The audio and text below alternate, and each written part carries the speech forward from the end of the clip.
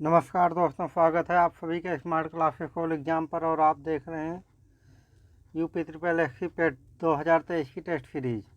दोस्तों, UP triple S की 2023 की टेस्ट सीरीज़ तो है, लेकिन और इसके साथ ही इसमें विभिन्न एग्ज़ाम में होने वाले जैसे UP PCS, Bihar PCS, Haryana PCS, SSC CGL, SSC CHSL, banking, LIC, UDC, LDC, assistant, junior assistant आदि विभिन्न एग्जाम में होने वाले प्रीवियस ईयर क्वेश्चन को भी समाहित किया गया है, ताकि इससे आपको पेपर का एग्ज़ाम का पैटर्न भी पता लग सके और आप लोग अपनी तैयारी को अच्छी दिशा में ले सकें। और आज की टेस्ट सीरीज को स्टार्ट करते हैं। तो प्रश्न संख्या 1 है, उपास्थि के संबंधित अध्ययन को क्या कहा जाता है? 1 ऑस्टियोलॉजी, 2 कॉन्ड्रोलॉजी, 3 पेडोलॉजी, 4 सर्पेंटोलॉजी। उपास्थि के संबंधित अध्ययन को कॉन्ड्रोलॉजी कहा जाता है। सही आंसर है विकल्प संख्या 1। अस्थियों के संबंधित अध्ययन को ऑस्टियोलॉजी कहा जाता है और मृदा के संबंधित अध्ययन को पेडोलॉजी कहा जाता है और सर्पों से संबंधित अध्ययन को सर्पेंटोलॉजी कहा जाता है। तो इस तरीके से हम चारों ऑप्शन को कवर कर रहे हैं। प्रश्न संख्या 2 है, विकास के उत्परिवर्तन का सिद्धांत किसने प्रतिपादित किया? 1 डार्विन, 2 अरस्तु, 3 हक्सले, 4 ह्यूगो डी ब्रीज। तो विकास के उत्परिवर्तन का सिद्धांत ह्यूगो डी ब्रीज ने प्रतिपादित किया। सही आंसर है विकल्प संख्या 4। प्रश्न संख्या 3 है, आधुनिक मनुष्य का पूर्वज कौन है? 1 निएंडरथल मानव, 2 होमो सैपियंस, 3 क्रोमैग्नोन मानव, 4 जावा मानव। आधुनिक मनुष्य का पूर्वज क्रोमैग्नोन मानव है। सही आंसर है विकल्प संख्या 3। प्रश्न संख्या 4 है, डायनासोर किस युग में थे? 1 मेसोजोइक युग, 2 पैलियोजोइक युग, 3 प्लिस्टोजोइक युग, 4 फेनोजोइक युग। तो डायनासोर मेसोजोइक युग में थे। सही आंसर है विकल्प संख्या 1। प्रश्न संख्या 5 है, समुद्री कौन सी एक मछली है? 1 समुद्री खीरा, 2 समुद्री घोड़ा, 3 समुद्री गाय, 4 समुद्री बाघ। तो समुद्री घोड़ा एक मछली है। सही आंसर है विकल्प संख्या 2। प्रश्न संख्या 6 है, कौन सा एक सेकंड दोस्तों एक सेकंड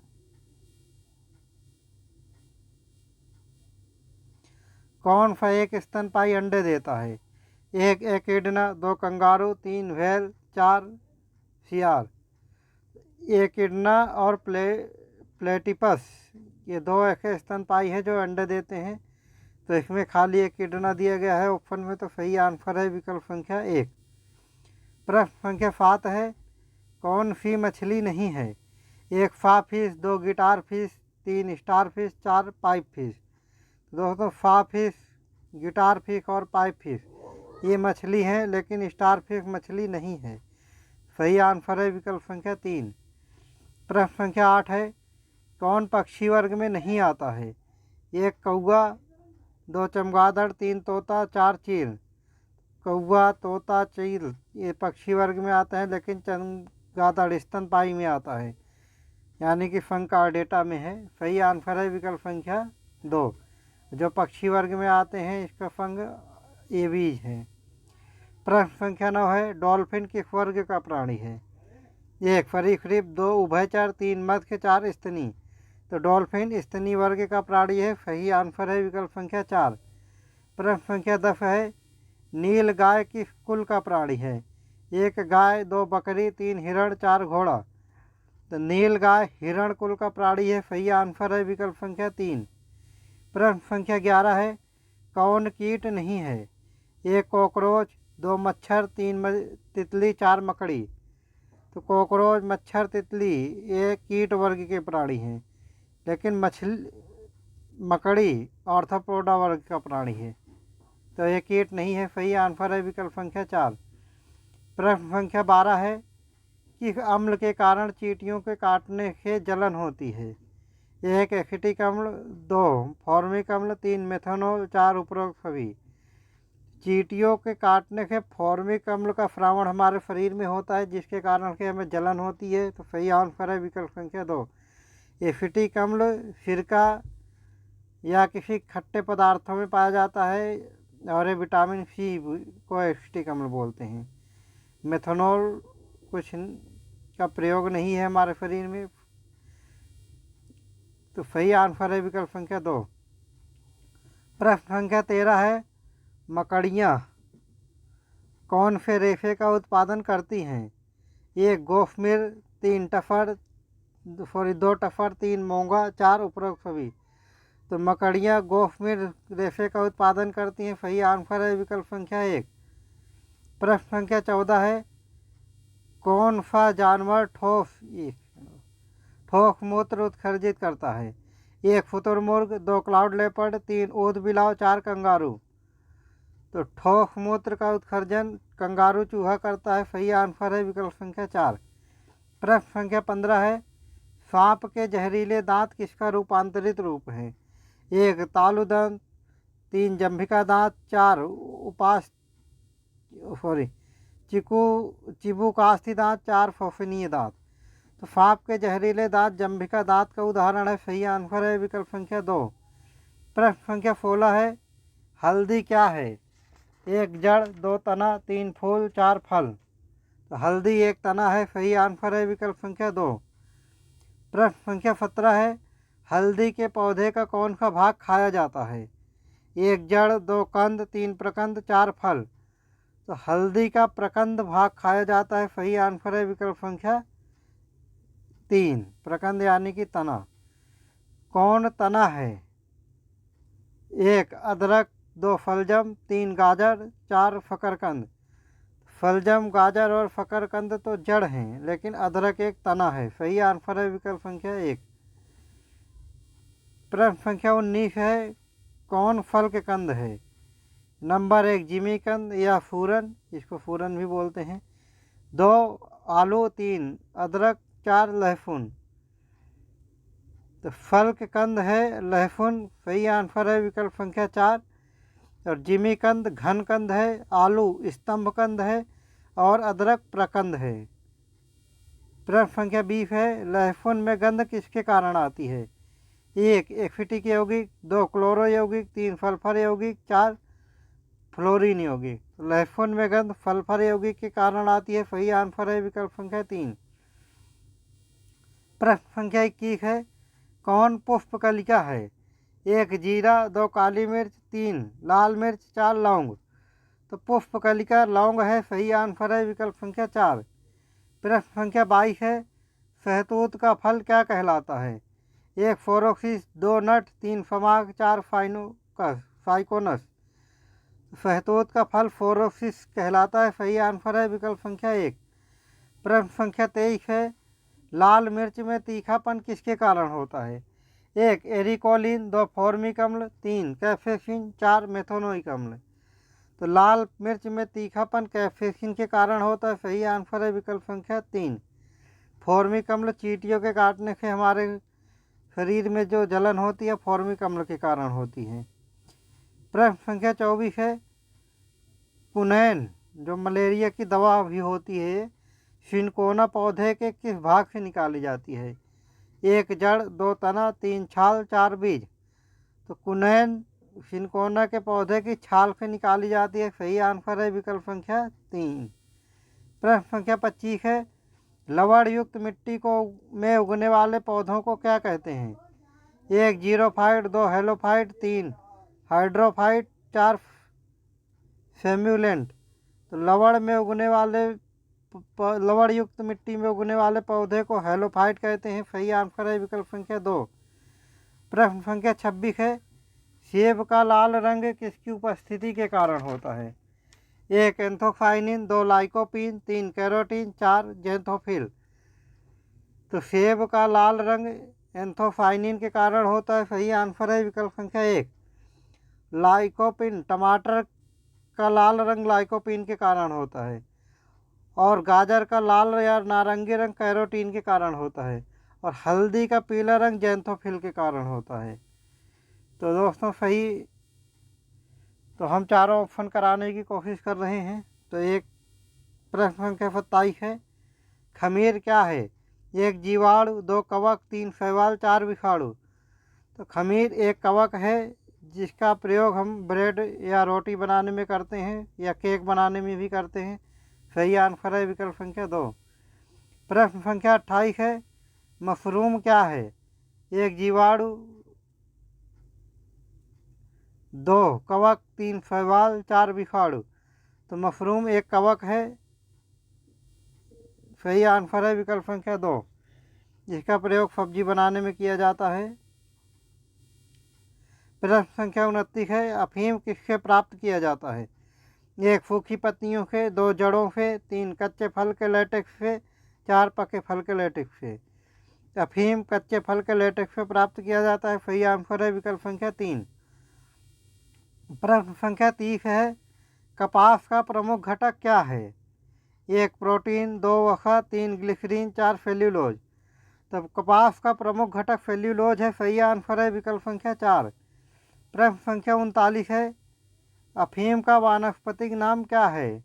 1 एम्बी ऑफिसिनेलिस, 2 पेपेवर सोमनीफेरम, 3 उपरोक्त दोनों, 4 इनमें से कोई नहीं। तो अफीम का वानस्पतिक नाम पेपेवर सोमनीफेरम है। सही आंसर है विकल्प संख्या 2। प्रश्न संख्या 32 है, केंद्रक के अलावा कोशिका के किस अंग में डीएनए होता है? 1 माइटोकॉन्ड्रिया में, 2 सेंट्रोफोम में, 3 लाइसोफोम में, 4 राइबोफोम में। केंद्रक के अलावा माइटोकॉन्ड्रिया में डीएनए होता है। सही आंसर है विकल्प संख्या 1। लाइसोफोम को आत्मघात की शैली बोलते हैं और ये सारे कोशिका के अंग हैं। प्रश्न संख्या 33 है, जीवों की अत्यधिक विविधता का क्या कारण है? 1 अनुकूलन, 2 सहभागिता, 3 उत्परिवर्तन, 4 प्राकृतिक पर्यावरण। तो जीवों की अत्यधिक विविधता का कारण उत्परिवर्तन है। सही आंसर है विकल्प संख्या 3। प्रश्न संख्या 34 है, किसमें लिंग निर्धारण पर्यावरणीय ताप से होता है? 1 तितली, 2 छिपकली, 3 मच्छर, 4 कॉकरोच। तो तितली, मच्छर और कॉकरोच में तो लिंग निर्धारण जन्म से होता है, लेकिन छिपकली में लिंग का निर्धारण ताप से होता है। सही आंसर है विकल्प संख्या 2। प्रश्न संख्या 35 है, प्लाज्मा झिल्ली किससे बनती है? 1 प्रोटीन और लिपिड से, 2 प्रोटीन और कार्बोहाइड्रेट से, 3 लिपिड और कार्बोहाइड्रेट से, 4 लिपिड और वसा से। तो प्लाज्मा झिल्ली प्रोटीन और लिपिड से बनती है। सही आंसर है विकल्प संख्या 1।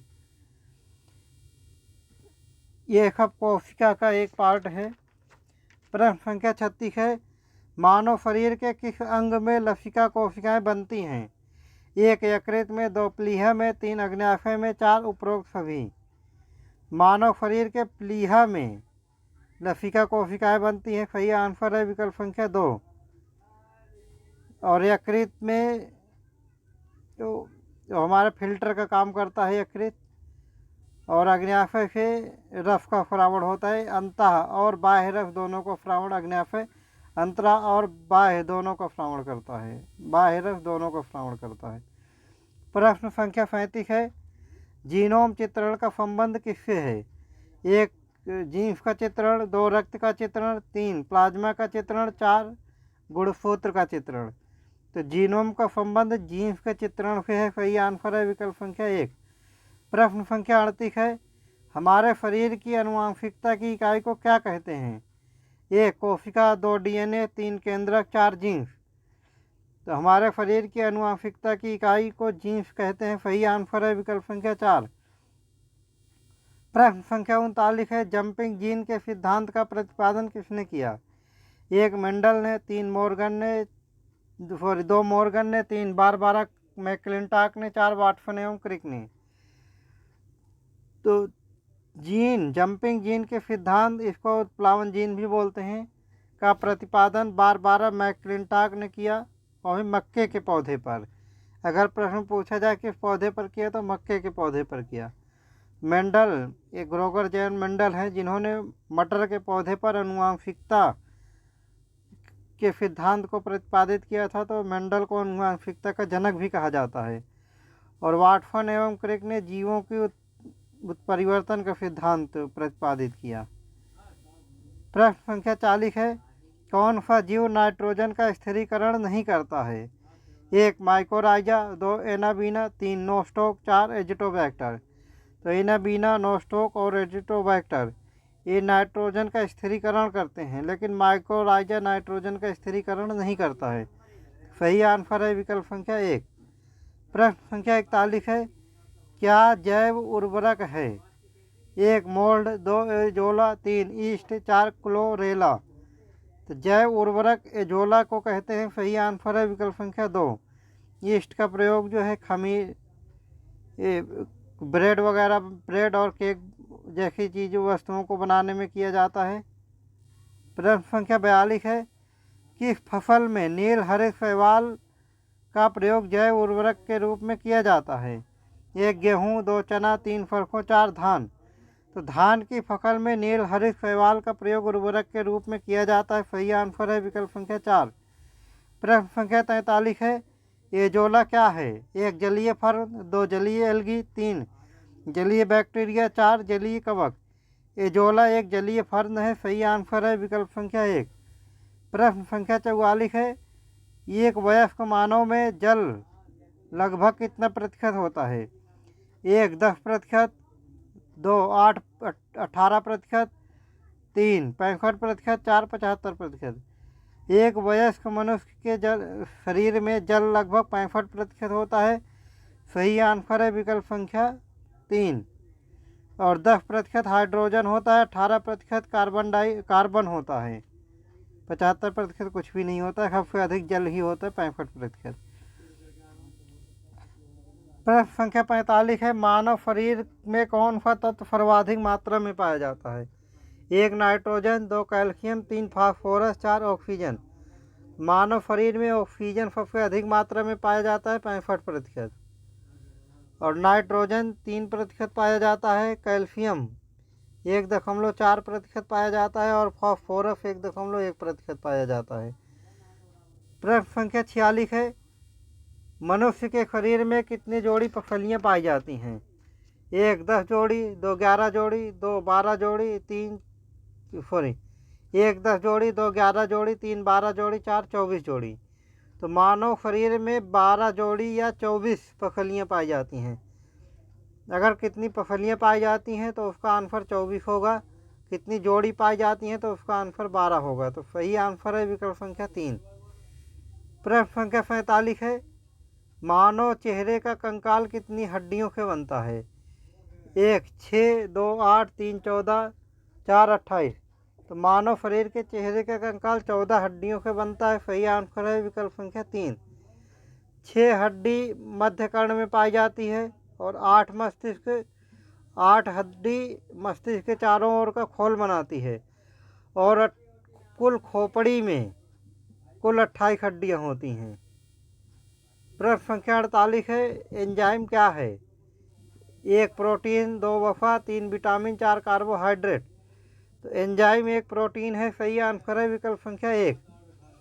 प्रश्न संख्या 49 है, प्रोटीन के पाचन में कौन सा एंजाइम सहायक है? 1 प्रोटीएसिस, 2 ट्रिप्सिन, 3 टाइलिन, 4 सल्फेटेज। तो प्रोटीन के पाचन में ट्रिप्सिन नामक एंजाइम सहायक है। सही आंसर है विकल्प संख्या 2। और टाइलिन ये लार में पाया जाता है, ये भोजन को पचाने में सहायक है। प्रश्न संख्या 50 है, यकृत एवं मांसपेशियों में ऊर्जा किस रूप में जमा होती है? 1 ग्लाइकोजन, 2 वसा, 3 कार्बोहाइड्रेट, 4 प्रोटीन। तो यकृत एवं मांसपेशियों में ऊर्जा ग्लाइकोजन के रूप में जमा होती है। सही आंसर है विकल्प संख्या 1। तो दोस्तों, आज के टेस्ट में 50 प्रश्न समाप्त हुए। तो उम्मीद है आप लोगों ने बहुत कुछ नया सीखा होगा और प्रीवियस ईयर के क्वेश्चन को भी आप लोगों ने सही तरीके से किया होगा और एंजॉय किया होगा। और आपको ये वीडियो सही लग रही है दोस्तों, तो और आप इसी तरीके के वीडियो को लगातार पाना चाहते हैं और किसी भी एग्ज़ाम में सुनिश्चित सफलता प्राप्त करना चाहते हैं, तो हमारे साथ जुड़े रहिए स्मार्ट क्लासेस कॉल एग्ज़ाम पर। अब फिर मिलते हैं अगले वीडियो में, तब तक के लिए जय हिंद।